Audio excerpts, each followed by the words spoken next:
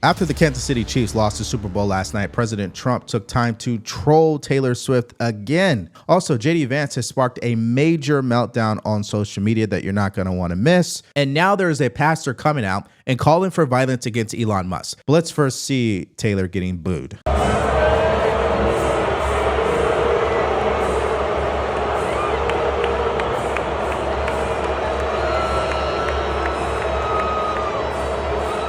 Yeah, so she was so stunned that her facial expressions have turned into a meme that's going around on social media, as you could see.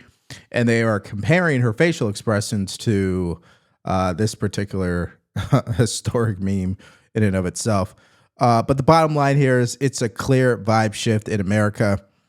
Before I even get to my other reactions about the commercials, the bottom line is this, right? She comes up on screen, everybody boos. When Trump came up on screen, everybody cheered. Let me show you a quick clip of that. Through the perilous fight, o'er the ramparts we watch. Now, if you're wondering, in case you didn't watch at all, there was really only two actual appearances on TV that you got to see the president. That clip I just showed you was the first one, and the second one I'm going to show you in a bit. But let's read what he had to say right after the end of the game. He said the only one that had a tougher night than the Kansas City Chiefs was Taylor Swift. She got booed out of the stadium. Make America Great Again is very unforgiving. I find that to be very funny. And this is what is the difference between him and the Democratic Party. He's very in tune with cultural issues. He has his ear to the streets, so to speak. And the Democrats, they just don't. They don't know how to read the room for some reason. Now, here's that second clip that I was referencing. This is before the game started. And what's good about this is he's actually walking out to meet with the families of the victims that were a part of that terrorist attack in New Orleans on New Year's Day. So let's take a look at that now. That would be history already in the building tonight, as President Donald Trump becomes the first sitting U.S. president ever to attend a Super Bowl game live. When we come back, we'll make our official... And the NFL actually took a photo and put it on their X account, surprisingly. President Donald Trump meets the families of the victims and first responders from the January 1st terrorist attack in New Orleans. And here's that beautiful photo. Just really good. You always want to remember what these people had to endure. But yeah, that's really good to see. And again, he made history. I almost couldn't believe it when I heard that he was the first president ever to be in the building, in the arena, as it pertains to the Super Bowl. I'm surprised. So during that disaster halftime show, there was a protester for Palestine in that entire disaster war over there between Israel and Hamas. And here it is. So you guys see it for yourself. He jumps up on the stage with the flag. And of course, he's got to run because they're going to catch him. And yeah, you always can bet on that happening at an event like this. That's just a shame. I would have figured security would have been better, but okay. I wonder how he actually got in there. I mean, look how much time he has just to run around. That's fascinating. So yeah, that happened. Okay, so as far as the commercials go, there's only one that's actually worth showing that I'm going to talk about here. But 95% of them were just trash. I mean, and it's like they didn't even try. And what they did actually is use AI in most of them. I don't think it actually lands for people, which is why the best Super Bowl commercial that a lot of people are saying was from Jeep. There was no AI in that. It was pretty genuine, in my opinion. But here's that Secret Service ad that I think is worth watching. America was founded on an idea of freedom. America's always stepped forward in time of need throughout our short but powerful history. Ask not what your country can do for you. Ask what you can do for your country. Tear down this wall. We've been there for all of it.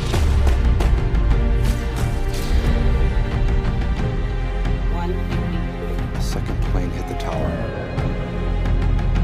Our heroes are humble. They have an inner pride to keep this idea alive.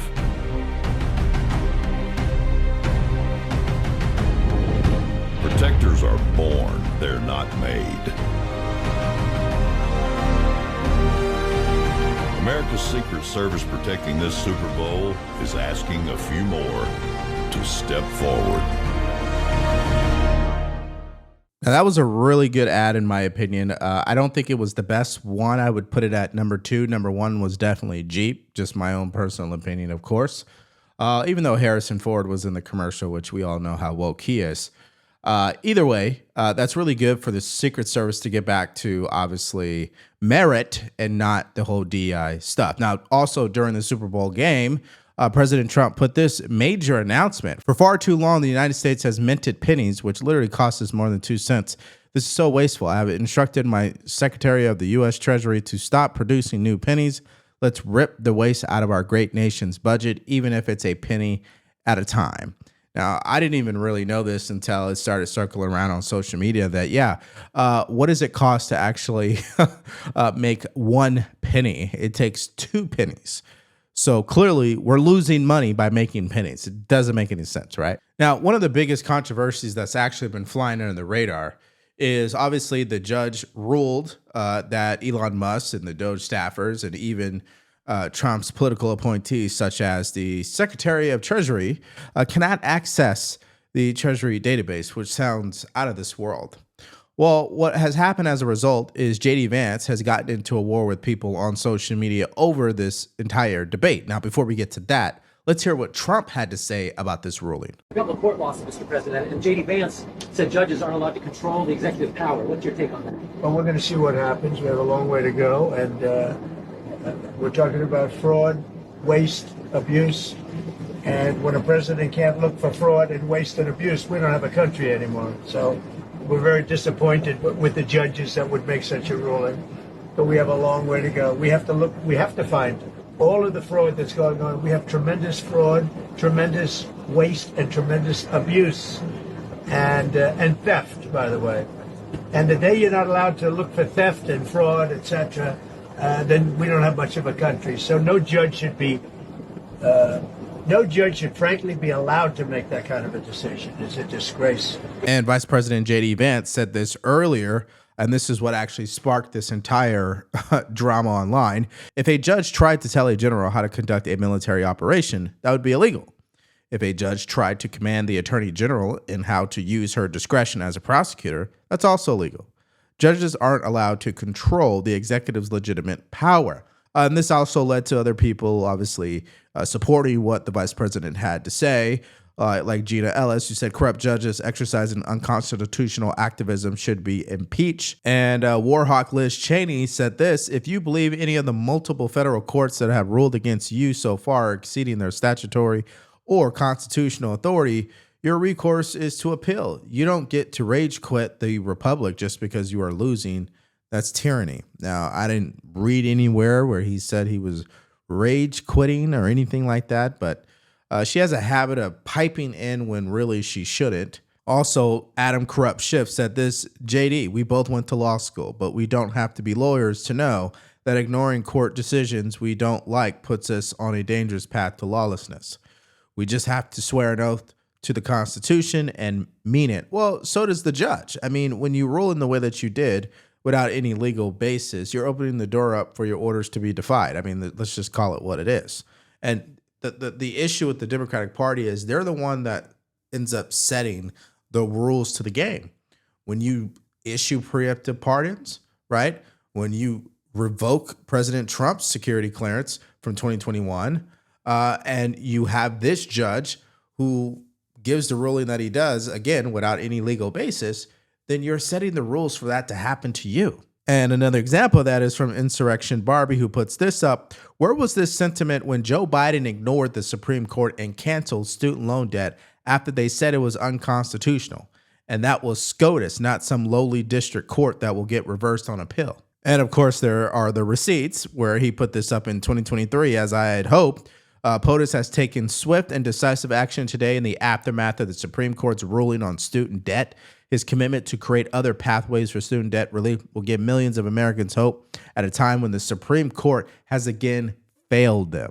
So again, rules for you, but not for me, right? That's how the Democratic Party operates. Okay, so let's circle back to the Congresswoman because she doubled down on her message towards JD Vance by going on to MSDNC this morning and saying this. I'd like to react to the vice president's tweet. You know, he knows better. There are 3 equal branches of government in this country, and it is clear that the judges have started stepping in, as you could say. And I just look at this as we lead this fight. We lead it through the courts, we lead it with the Congress, and we lead it with our constituents by our side. And yes, some of these completely unconstitutional things that they have attempted have been stopped, including by a Trump-appointed judge. The freeze was stopped, at least temporarily, as it moves forward. Elon Musk getting access to people's private data, social security numbers, was stopped. And our job right now, with the state AGs, the Democratic attorney generals, the Democratic governors across the country, is to lead this fight. So there was a video that we did yesterday that we'll link at the end of this video talking about how the Democratic Party's main strategy is anti-Trump. And it is absolutely in shambles because, as we stated in that video, America overwhelmingly supports what President Trump is doing. That's the first thing. Secondly, in regards to the U.S. Constitution, we talked about it as well. He has the authority to do everything that he's doing. He has not gotten rid of the Department of Education or USAID. Technically, it still exists on paper. What he's doing is restructuring the leadership, restructuring priorities. So the Democratic Party, what they're trying to do is stall, which means they're not going to get anything in return here. Now, the sad thing about how the Democratic Party is reacting to all of this is what they're programming their voter base to do and say and to actually believe in. And let me give you a prime example of that. This is a pastor out of Chattanooga, Tennessee, who's calling for violence against Elon Musk. And in this nation, I'm worried that we are on the verge of bloodshed. This is an attempt to take us back to a day that we do not want to go and we will not go. So therefore, there will be conflict. I pray that the peace of God will win out and overcome the madness that is attempting to take over this nation. And I will say to you, beloved, no one likes violence, but sometimes violence is necessary. When Elon Musk forces his way into the United States Treasury and threatens to steal your personal information and your Social Security check, there is the possibility of violence. Sometimes the devil will act so ugly that you have no other choice but to get violent and fight. Okay, let's just pause because I have to just debunk the lies. Elon Musk forced his way into the Treasury Department. False. Elon Musk is stealing people's Social Security checks. False. I mean, where are they getting this information from? Didn't you attend college? You can't just make claims without having sources or citations or supporting documentation to prove what you're saying. That's the problem with our country today in all of this discourse is people, and this is sad because it's a pastor come out and they speak this way. And what they're doing is watering down what those words actually mean. So all I'm asking for, if you believe in what he is saying, can you show me the proof that that took place? Not what you heard someone say, but can you show me what he did? Well, someone might say, now, Reverend, you shouldn't be talking about violence. This isn't the Christian thing to do. Well, I will say, why not talk this way? Because Jesus did. Jesus said in this key verse, didn't it? The kingdom of heaven suffers what? Violence. And the who? The violent take it by force. The kingdom of God is a war zone. It is a battlefield. You did know this, right? This is an example of gross negligence when it comes to pushing misinformation. This pastor is way off base, and I believe he embarrassed his own church and Christianity. Now, let's just be clear about what he was referencing, Matthew 11:12, which isn't talking about there's violence within heaven. What he's saying is that there's violence here on earth against people who want to walk the path of Jesus Christ. That's what he's saying. And actually, before that verse, there's Matthew 5:9 that says, blessed are the peacemakers, for they are the sons of God. So what did he skip that paragraph for some reason? I don't know. But anyways, I'm not here to tell the pastor what he should do. I'm just here debunking the lies, okay? Now, here is the former Assistant U.S. Attorney Andy McCarthy, who went on Fox News this morning to offer a rebuttal to what the Congresswoman said. I got another clip from Trump that I'll play in a moment. But do you think on any of the ones that we've shown here on the wall where he definitely loses? Can you say that right now? No, Bill, because I agree with the term that you and Dana used before the break. They're tapping the brakes at this point. They are not stopping Trump from doing anything because at the moment, for the most part, what they're doing is inspecting government spending. And to the extent that spending is illegal, unconstitutional, or it turns out to be Congress trying to invade the executive turf in violation of separation of powers principles, which is the Constitution, that spending can be curtailed. Okay, so the reason why I'm showing you one side and then the other side is because you can clearly see how the people on the left, the Democrats, they're lying, but they sound very convincing. Hey, he's accessing Social Security numbers. When they say that, they know you're going to get triggered emotionally because you're scared of identity theft, right? However, if you control your emotions and actually exercise common sense, how can someone conduct an audit if they don't have access to the information? I just don't understand that. And by the way, there's nothing unconstitutional about what's taking place here, which is why you just heard from the former assistant U.S. attorney that this is within the authority of the president. And another reason why I say that is because even CNN had to admit that what Trump is doing is not unconstitutional. The strategy that Donald Trump has used here so far is he's going to do what he wants first, and then he's going to make plaintiffs, he's going to make state attorneys general, he's going to make private citizens go sue him in court. If they want to stop him from doing what he wants, they have to make him. So that's definitely been a strategy by the president, but that's not unconstitutional. Where it crosses a line is if that happens, he goes into court and a court says, you're not allowed to do this executive branch, or I'm putting it on hold, I'm putting an injunction. And then if the president or the executive branch defies that, that's where we get into real trouble here. So for sure, Donald Trump has taken a conscious legal strategy of, I'm going to do what I want. Maybe I'll lose in the courts. That's fine. I mean, I think there's problems in that, but that's not unconstitutional. Where we cross the line is if he starts defying the courts. Okay, so when you hear that information, that what Trump is doing is not unconstitutional, it begs the question, why is the Democratic Party freaking out so much? Well, you know, we talked about it at length already. They're all over the place. And here is another example. We have a congresswoman stating that Elon Musk is not only the president, but he is stealing appropriations from the federal government. Well, look, I think that, first of all, what I refer to Elon Musk as President Musk. And you've got the OMB director, Ross Vought. They're responsible for the chaos. And it's Project 2025. They're stealing appropriations. And to be honest, what people need to know is that taking the funds, stealing what are appropriated funds, runs into the daunting power, the power of the purse, which rests with the Congress, and that is in the Constitution of the United States. Do you think we're not going to fight back on that issue? But I think it was prescient what President Trump said today. The U.S. aid was just a skirmish. They're going after the Department of Education and limiting people's opportunity to get an education in this country, the dream of my parents, Irish, Italians, Polish, the entire, parents want their kids to get the best of an education, and they're going to deny it.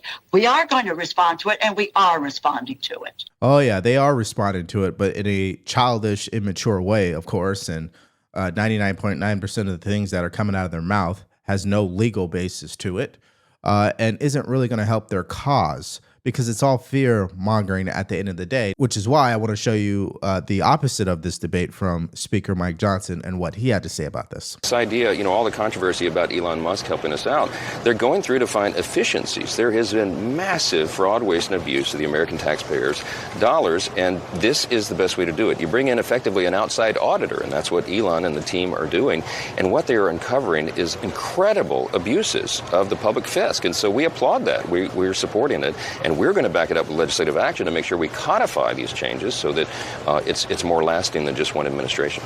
Okay, so let's get your guys' answers to this question in the comment section below. What is your direct reaction to Taylor Swift getting booed? I mean, I think that was embarrassing. I think she was stunned. I think she wasn't even expecting it. And of course, President Trump got massive cheers. I want to know what you guys think about that. Put your answers in the comment section below. So as you guys witnessed throughout this video, the Democratic Party is continuing to overreact to everything emotionally. And the only problem that they have is a new poll came out showing overwhelming support for what President Trump is doing. And the numbers are just brutal. You're going to want to see it for yourself. So if you're interested in that video, all you have to do is click on it because it's coming up right now.